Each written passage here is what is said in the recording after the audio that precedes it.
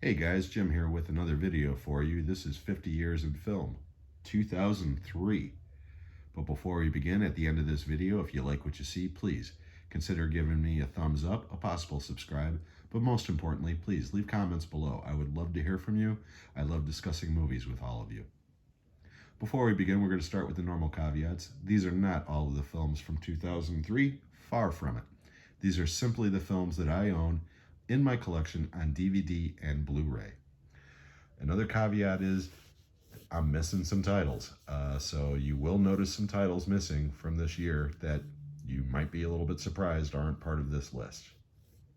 So this is not a ranking video. This is just a recap. And we're going to start right away. We're going to jump around in genres like we always do. We're going to start off in animation. And the first movie on our list, Finding Nemo. It's a classic starring the voices of Albert Brooks, Ellen DeGeneres, among others. Finding Nemo ended up becoming the #1 grossing movie of that year. And we'll get down the line why this is kind of shocking, because this was supposed to be the year of another franchise. And again, we'll get to that in a little while. But Finding Nemo, as it is, it's part of that Pixar magic, especially back in the early 2000s, late 90s, where they just couldn't do anything wrong. And Finding Nemo is a great, great film. Then we're going to switch over to comedy. The first one on the list, Head of State, written and directed by Chris Rock, and starring Chris Rock, Bernie Mac, and Vanessa Williams, I believe. Or is that Robin Givens? Nope, it's Robin Givens. Sorry. Full disclosure, I've never seen this movie. This was one of my wife's collection. I love Chris Rock. I love Bernie Mac. Have not seen this movie. I watched the trailer right before I started filming this. Quite honestly, the trailer didn't impress me. It looked like your generic comedy. But eventually I will check it out because, again, love Chris Rock, love Bernie Mac. But this comedy I have seen. Bad Santa. Starring Billy Bob Thornton, Bernie Mac again, Lauren Graham, and the wonderful, wonderful late, great John Ritter. This was John Ritter's final big screen performance. He passed away. Oh, Tony Cox. I'm sorry, I forgot to mention Tony Cox. John Ritter passed away right after they finished filming this movie. And when it was released, he had already passed away, and they put a dedication to him. And unfortunately, Bernie Mac would pass away just a couple of years after this. But Bad Santa is an absolutely hilarious, hysterical comedy. Very dark. Definitely not for kids. I mentioned in the last video that I started working in a movie theater again in 2003. Yes, I did. And we posted signs everywhere on the lobby telling people that this movie was not intended for children, that it had harsh language and sex and drugs and everything else. And dumbass people still brought their kids and came out 10 minutes into this movie complaining, wanting their money back. As it is, Bad Santa is absolutely hysterical. As I said earlier, it's a top 5 Christmas movie for me. That ought to say something about me. Then we're going to switch over to fantasy. In winner of Best Picture that year, the third installment of the Lord of the Rings trilogy, The Return of the King. Co-written and directed by Peter Jackson. Starring again, the same cast as always, but Elijah Wood, Viggo Mortensen, Ian McKellen, Sean Astin, Kate Blanchett, the list goes on and on and on. Return of the King was anticipated by me because the first 2 installments blew me away, and I was fairly confident that Peter Jackson would stick the landing. And my God, did he. I loved Return of the King. It's a wonderful movie. I read the books quite a few times as a kid, like I said in the earlier videos. But the end of this film, when Aragorn is getting married and they all turn around and do their thing and everybody bows to him and he turns around and sees the hobbits and says, "My friends, you bow to no one." That that line still puts a tear in my eye every time I see it. Return of the King deserved the Oscar. I truly believe that it was basically a achievement Oscar for all three films, because all three films, or I'm sorry, the first and third film were nominated for Best Picture, but I truly believe that this movie was a culmination of the three for the Oscars that it won. And again, it's an incredible achievement in film. It's an incredible film. Then we're going to switch gears into the superhero genre. And again, from my X-Men collection, and more specifically, the original cast X-Men trilogy, we have the second installment, X2, XMen II. Directed by Bryan Singer, and starring, well, you see him, Hugh Jackman, Patrick Stewart, Ian McKellen, Famke Janssen, the list goes on and on and on. Of the original trilogy, this is by far the best in my opinion. X-Men 2 is a blast. It's a lot of fun. It's got a great story, great performances, great effects. You could tell that they put more money into this one than the original, because the original was such an unexpected hit. They knew this one was going to be a hit, and it was. X-Men 2, excellent movie, no pun intended. Now we're switching over to the drama, and we're starting off with The Missing, directed by Ron Howard, starring Tommy Lee Jones, Cate Blanchett, and Evan Rachel Wood. This is a solid Western. It's not going to win any awards. It's not a top Western in my opinion, but Ron Howard directs it. He's a great director. Tommy Lee Jones, Cate Blanchett are both solid in this film. Don't really want to get into plot too much. If you're interested, check it out. Again, I would recommend this film. It's a solid Western. And then we have Master and Commander, The Far Side of the World, starring Russell Crowe, Paul Bettany, and Billy Boyd, directed by Peter Weir. This is a great movie. They were hoping to make a series of films because this is based on a series of novels. And even though the critical acclaim for this film was off the charts and this movie was nominated for a boatload of Oscars, it wasn't a big hit. It wasn't a flop, but it was not a hit. I think it might have broke even. So because of that, they never made any other installments, which is just a shame because, again, great movie, great performances. I really would have loved to see a follow-up to this film. Then we have The Last Samurai, directed by Edward Zwick, starring Tom Cruise, Billy Connolly, Tony Goldwyn, and Ken Watanabe. Again, I was working at a theater this year, got the poster for this movie before I saw a trailer. And by looking at this, I thought, are you friggin' kidding me? Tom Cruise is now a samurai? Not only is that totally disrespectful, but it's hilarious. So I had very limited hopes for this film. I was so wrong. This movie is incredible. I absolutely love this movie. I think it's one of Tom Cruise's best performances.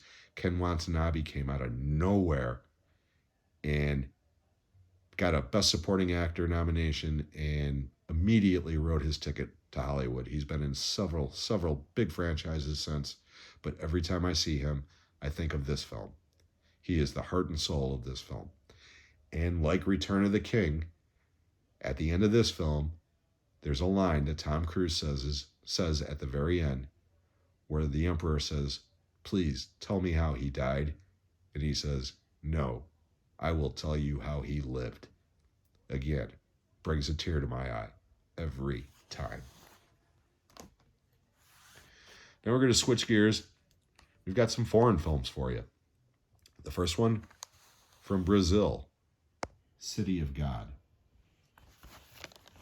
and I'm going to butcher this, so bear with me. Directed by Fernando Meirelles, and starring, if I can find them, which I can't find them because I don't speak Portuguese. These guys. Anyways, I included this on one of my underrated films to see, and this movie's not underrated. This movie is stellar, and it got critical acclaim. It was nominated for Academy Awards. This movie's brilliant. If you've never seen it, please check it out. It is hard-hitting. It is a crime drama based on a true story that takes place over about 15 years. This movie is outstanding in every way. I cannot recommend it enough. Please seek out City of God if you have not already seen this incredible, incredible film. The next foreign film on our list, foreign language film, I should say. And again, remember, people, I'm American, so Battle Royale 2, Requiem. Again, directed by Kenji Fukasaku, starring a couple of the people that survived from the first film. I've got mixed feelings about this film. I absolutely love the original. I think the original is one of my favorite films from the entire decade, and don't be surprised if it doesn't show up on that list. Battle Royale 2, on the other hand, maybe it's because I'm American, but about halfway through this movie, let's just say that there's some anti-American sentiment going on. And again, I understand it. This is from a different culture, and this is after 9/11, so maybe my nerves were a little frayed, but it kind of turned me off. However, again, there are things in this movie that are absolutely brilliant, especially the beginning. The twist this time is that instead of them all fighting each other, they have to storm an island as a class to hunt down the survivors from the previous games who are now deemed terrorists. And not only that, they have to play as teams. One person, or one man, one girl, one of each. And if they get behind or within 20 meters apart from each other, both necklaces explode. If one dies, the other one's necklace explodes. It adds a whole different dimension to the game and to the movie. But again, compared to the original Battle Royale, I was sadly disappointed in Battle Royale 2. But this movie came out of nowhere and blew me away and blew away just about everybody who's ever seen it. From South Korea, Old Boy. Directed by Park Chan-wook. Old Boy is one of the best movies ever, period. It's an incredible, incredible film. Very hard to watch. There are moments in this movie that are not for the squeamish.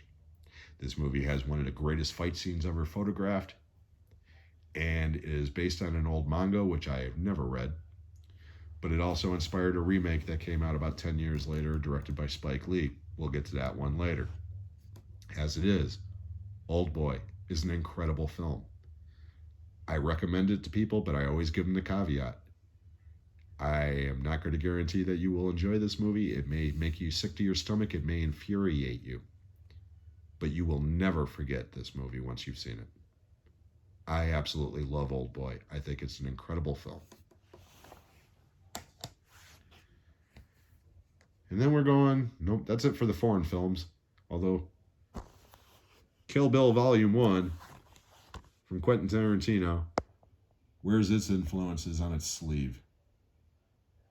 Written and directed by Quentin Tarantino. Starring Uma Thurman, Lucy Liu, Vivica Fox, and David Carradine as Bill. Kill Bill Volume 1 is just an action trip, pure and simple. It is so much fun from the very beginning to the very end. It's just non-stop. Here's another quick story for you. Again, working at the movie theater. Got this movie packed.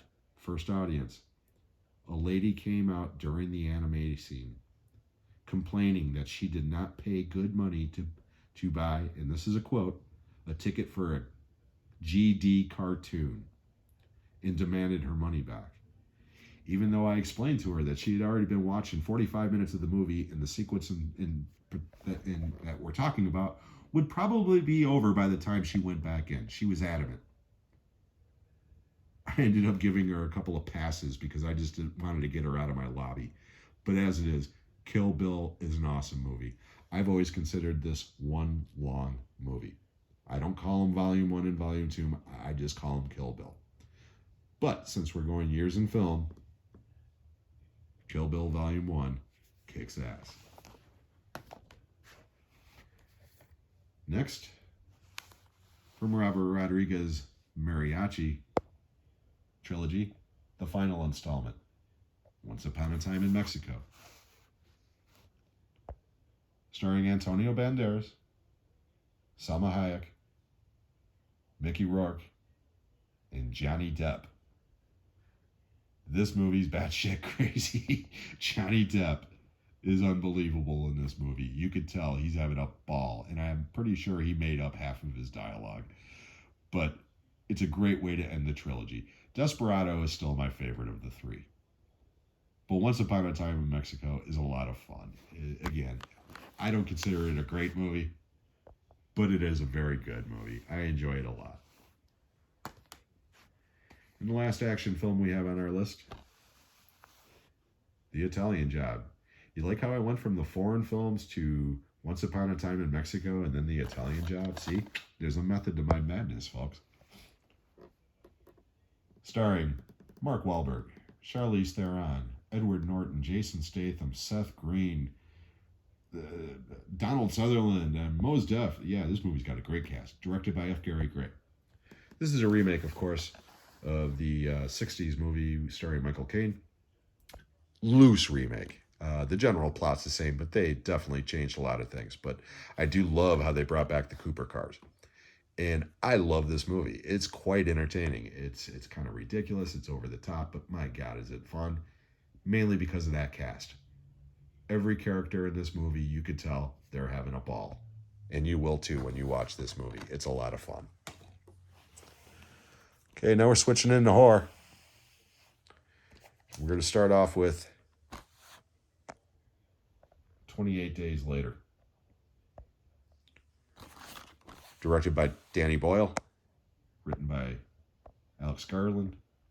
And starring Cillian Murphy and Brendan Gleeson. I love this movie. But here's my problem with it.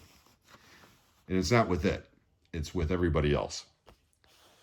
When this movie was released, it was heavily marketed as a new breed of zombie film. And that's what most people consider 28 Days and 28 Weeks Later to be. Zombie films. This is not a zombie film, and it has nothing to do with the fact that they run instead of walk and shuffle around. By definition in horror movie land, a zombie is a dead person who is reanimated and comes back to life. Whether they eat people or not, that's what a zombie is, for the most part, in movies. This movie is people that are infected with a virus, which makes them lose all self-control, and they go rage violent. You know the story, okay? But the people that are attacking each other aren't dead. They're killing each other, but they're not dead. Just like Warning Sign and The Crazies. Do you consider The Crazies a zombie movie? Most people don't. So why do you consider 28 Days Later one?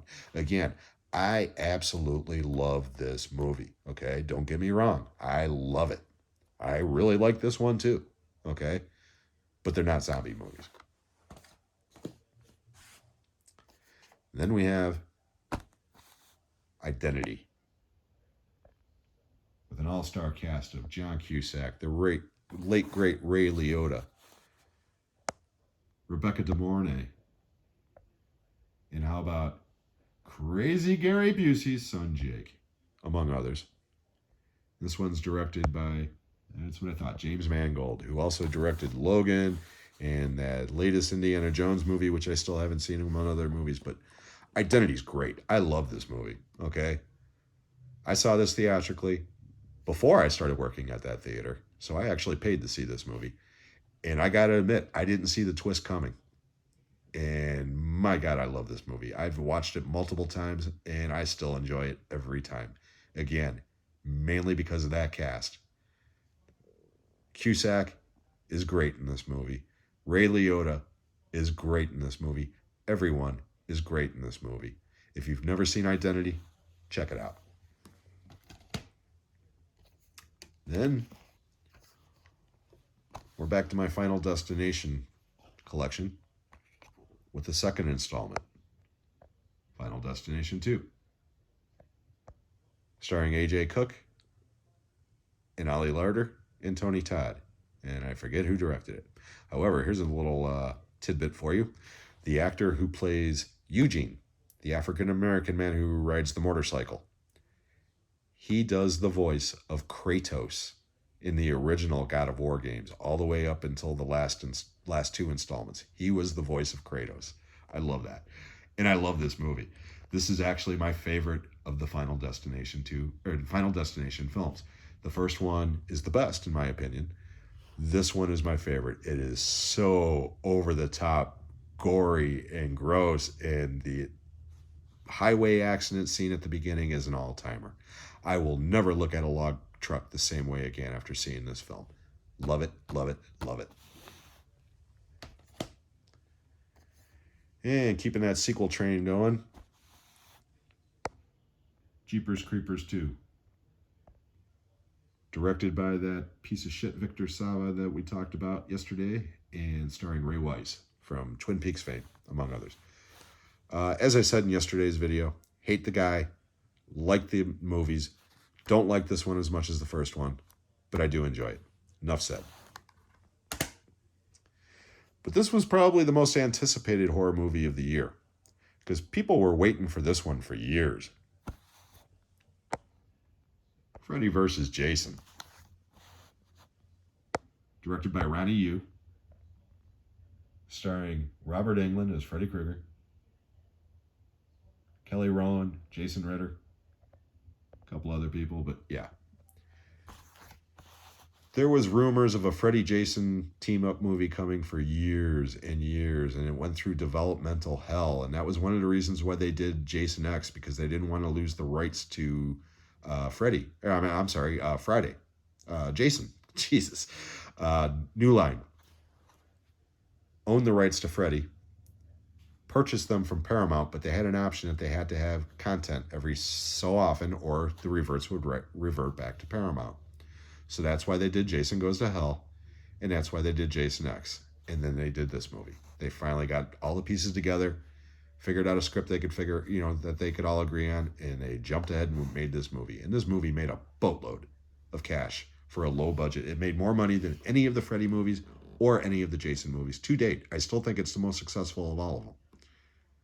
That being said, I was extremely underwhelmed by this, and I shouldn't have been, because this movie basically gives you exactly what you think it's going to. It's like the Godzilla versus Kong movies that are out right now. You got two horror titans battling each other, and when these two actually do fight at the end, it's great. It's awesome. It's over the top. It's ridiculous. It's fun. It's all the other crap in the middle that takes too long. But again, I don't hate this movie. I actually enjoy it quite a bit. But it could have been so much more. But we're ending on this, and it's not a horror movie. Unless you're talking about the horror of expectations. This was supposed to be the year of the Matrix. Because we got 1, 2, 3 Matrix properties released within a 6-month period. It started with the Animatrix, which is a series of cartoons. And yes, this did play theatrically in a couple of theaters, but mainly Final Flight of the Osiris was a 15-minute long cartoon that played before another movie to get the ball rolling. And the events of that little short story lead directly into Reloaded and Revolutions. Both of them are directed by the Wachowskis and starring the same cast. Okay?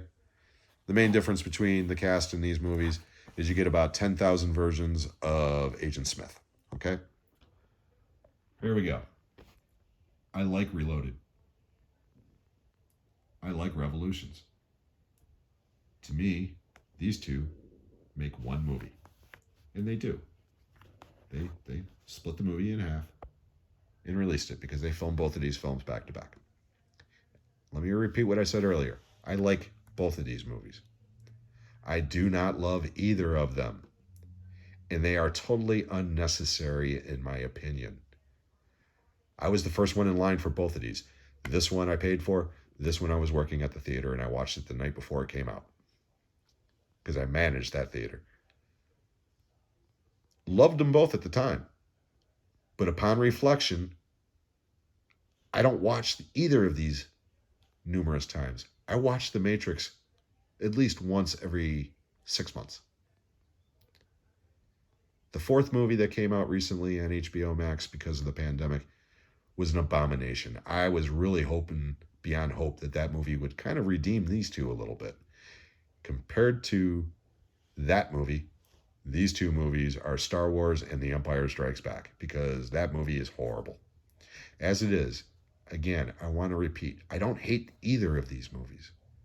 I actually do like both. And there's parts of the car chase scene in this one, the fight on Zion on this one are incredible, especially theatrically. But again, none of that awe and wonder from the original are present in either of these movies, and that's what makes it such a disappointment. So on that note, we're going to end 2003. I'm sorry this one ran a little bit long. The next one's probably going to run longer because in 2004, I've got about 30 titles.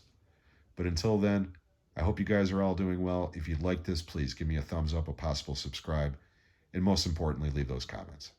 Thank you so much. We'll see you guys on the next one.